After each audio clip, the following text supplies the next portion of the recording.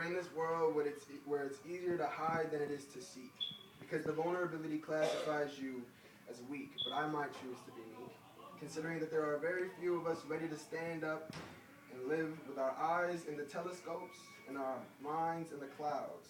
If my imagination could yell and shout, it would have this whole world figured out, and it would not stop there, but it would blossom into the transformed beauty that is understanding. Gains of knowledge and wisdom sitting in the lap of truth have me comforted at this image of watered roots. And those dark chains of illusion and pressure to conform can be bitten off with the sharp teeth of rebellion against uneasy comfort.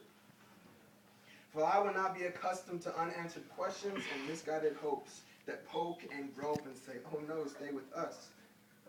But no, I will seek and I will wonder. I will draw near and I will hunger. I will be swayed by God's hand that sweeps me into the fortress where the Holy Spirit lies and cries, and of course I ask why.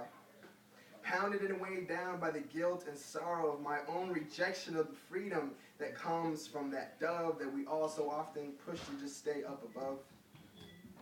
We are the Wright brothers who control wings, but we delay in our inventions and we are corrupt in our intentions. Ignorance and intellect fail to mention that we are more. And there is something better, the hope beyond even the piles of fool's gold that makes our hopes seem old. But if we allow that hunger to drive us not to a drive-in, but a five-star restaurant, we will find ourselves unsatisfied with double-doubles and milkshakes. We will be undisturbed by thunderstorms and earthquakes. We will fly to the space of open arms and peace and power, to God who makes everything sweet that was once sour. And hugs that and clicks through films of old family videos. We were young and innocent. We loved and we cared, we growed and we shared and we stared.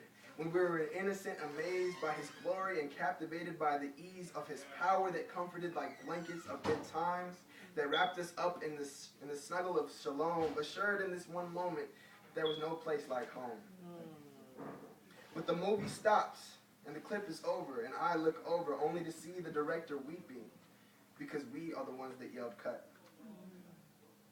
Grabbing the screenplay and camera only to create a series of dramas and tasteless documentaries and sinful dependencies, so he simply decided to join our programs as a guest speaker, who would appear weaker than he really was. We cast our reviews, and in came the critics, along with all your blasphemers and your cynics, but he endured, and he absorbed.